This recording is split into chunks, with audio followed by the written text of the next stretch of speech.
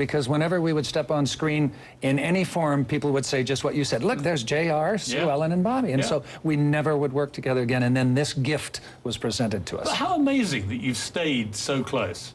And unusual, I would say, in the business. It is. I mean, for any business, any industry, you know, to have friends that you've worked with and to still be friends 35 years later. And it's inexplicable because we were this close day one of the show. Yeah. Like, hello, how are you? Well, what is Patrick. most inexplicable is, of course, I mean, you're obviously both very nice people on the show, but Mr. Evil here, the dark dealer of evil scheming. What? I mean, you look so nice and normal today, but you were, I mean, you were the great role model for all older brothers like me. I tormented my two younger brothers for years after you showed me the way. I want to thank you.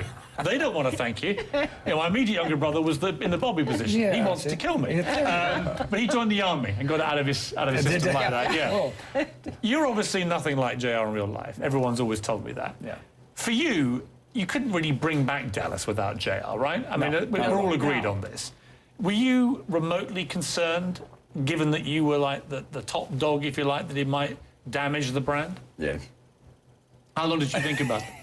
About till they told me how much I was going to make. How much was it? I don't remember. Doesn't matter now. I spent it already. But it's a serious question because I think a lot of sequels of anything can often be crashing disappointments. You know, all the buzz around this is it's terrific, and I think the blending of the great characters that we know with the hot young blood that comes through is so clever and gives it a real chance of success second time around. But Dallas was such a wonderful phenomenon of its time. I would understand serious concern, particularly for you, I think, as the kind of leader, if you like, of the pack. How much did the friendship come into it? Well, I wouldn't be doing it without them.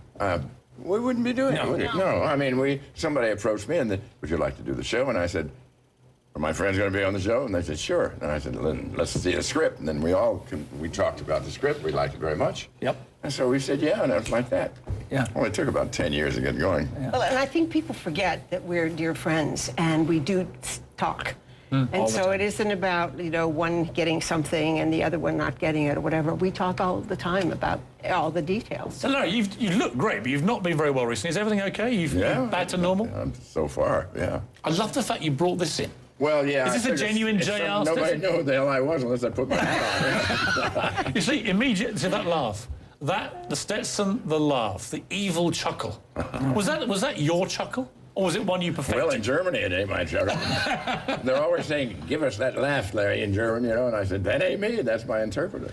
You should hear him in Japanese. He's very. God, the Japanese guy's great. We did a little montage of the great old days, You did? which I want to play just for anyone watching who doesn't understand why I'm so excited today. We want to see it. We'll see it under. I have finally figured everything out, that's all. You have been trying to frame me.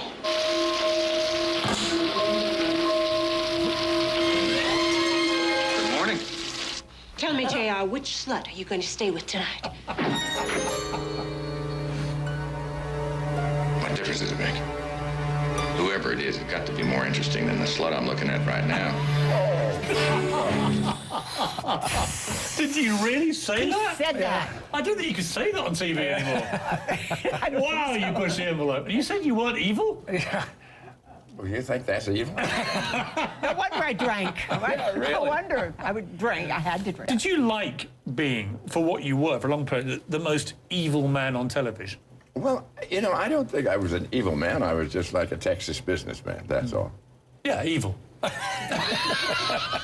They keep bringing that word up. They do. I'm just doing what people do for business. Now, come on, you can't start distancing yourself from being evil. JR was wonderfully evil, magnificently evil, constantly scheming and plotting, even against his own family. That is evil, isn't it? Especially his own family. Exactly. Hello. Yeah. But did you like the reputation? Of course I do. Yes. It's wonderful. Well, how do people react even now? They, the question they say is, who shot JR? Yeah. Do you ever tell them? Yes, yes. What do you say? Bing Crosby's daughter. Shot Peter Pan's son. Who shot JR? Because, of course, there were only about 3,000 suspects. That was the beauty of the plot line, wasn't it? Could have been literally anybody. Right. Yeah. When you guys are filming in Dallas, presumably you live there for the duration or whatever, when you walk around, I mean, it must be like the royal family, isn't it? Everywhere. Seriously, they must go crazy. London, Berlin, Where are you most popular outside of America? Yeah. I think it was in the UK. I think. Yeah, in the I think UK. the UK. And also Germany. My gosh, we're still playing in Germany, too. Really? Every night, yeah.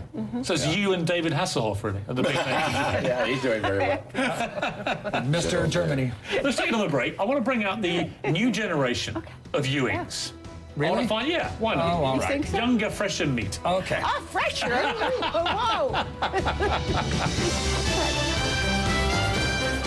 Right now with Larry Hagman, Linda Graham, Patrick Duffy, and joining us from the new Dallas, Josh Henderson, Jordana Brewster, and Jesse Metcalf. Welcome to the new brigade. Thank you. Thank you very Now, much. you have the inauspicious task of playing JR Jr. Yes, it was very intimidating at first, trying to figure out what would John Ross be today after having this amazing, loving father. My guess is evil. Yeah, you know what? He's one of the nicest guys around. No, I don't want to hear that. I want to he's, hear about brutality. He learned how to do business one way, and that was the JR way, and he thinks that, you know, hopefully he can put his own spin on it. And I he mean, did massive pressure on you in particular, because everyone's going to look at you as being effectively the new JR, with the old JR towering over you on set like this omnipotent figure. How do you feel about it? Well, no, I actually was completely excited about what I considered to be what was going to be a fun challenge. You know, I knew that there was probably a lot of expectation on this series in general coming back, but also who is JR's spawn, John Ross. You know, who's he turned into? Is he everything like his father or nothing like his father? John Ross was a little baby, right? I'm not. Yeah. If my memory serves me, he was just a Wide-eyed little kid tiny. that always looked up to Dad. And We all worried about John Ross. What the hell's going to happen to this poor little kid? He seems to have turned out okay. here I am.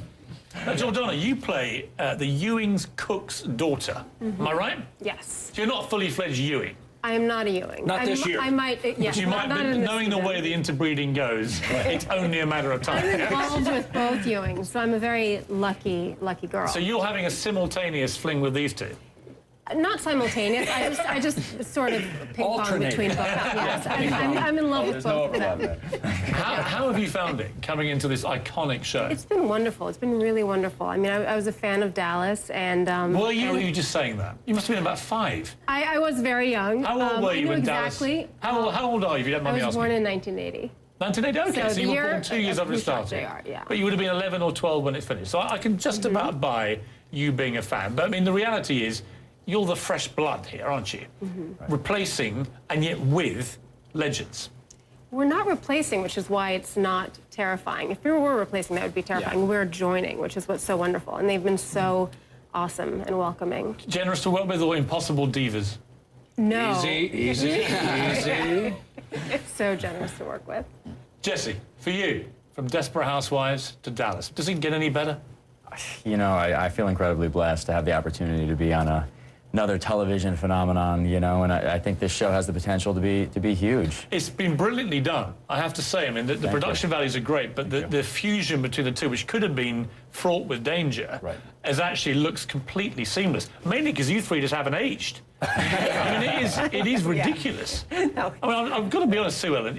I'm going to call you Sue Ellen because Sue to Ellen. me you I are always answer to that. you don't look a day older than when you finish. I am. I know you are. Wiser. You're You're many days older, but this is one of the reasons it must work. It looks like we're just carrying on where we left off. Yeah, I mean, I think it was all really set up with that pilot episode. That pilot script was just so amazing. You know, it was really a seamless transition, you know, from where the show left off into the new series. And as far as chemistry is concerned, I mean, you know, these three really set the tone. We like to call them the big three, and I mean, Big three. their friendship and enthusiasm, it's contagious. They made us very comfortable coming in, which I think really helped the storylines, you know, feel real and very believable. There was a lot of, it was just, they really welcomed us with open arms and made it a lot easier for us. Let's get a reality check here. I don't like all this sycophancy. Larry, I mean, how have they been getting on? Can we have a little They're critique? going to drag us into another 13 years soon. I'll be Kicking and 94. screaming. Yeah. Could you imagine you're being... still Even at insane. 94, I wouldn't trust you. No. You know what I mean? No. It's just a leopard would never change his spots. Never. Well, look, for me, as you can probably tell, this is all terribly overexciting. It's been a great privilege to have you guys and a great excitement for you, I know, to join them, and I really appreciate it all coming on. It's Dallas, obviously. It airs Wednesdays, 9 p.m. on TNT. The new series premieres on June the 13th. I want it to be the biggest hit of the summer because then I can watch Dallas endlessly again. And we can reliving my youth. Thank you. And you can come very back. Yeah. We'll come back anytime. Anytime you like, seriously. It's been a pleasure. Good luck with it all. Piers. Thank you. Good to Thank see you. you. Really, thank you. Dallas, I need to go and lie down, have a cold shower with Sue Ellen. Well, maybe it isn't so far-fetched. Coming up next, only in America.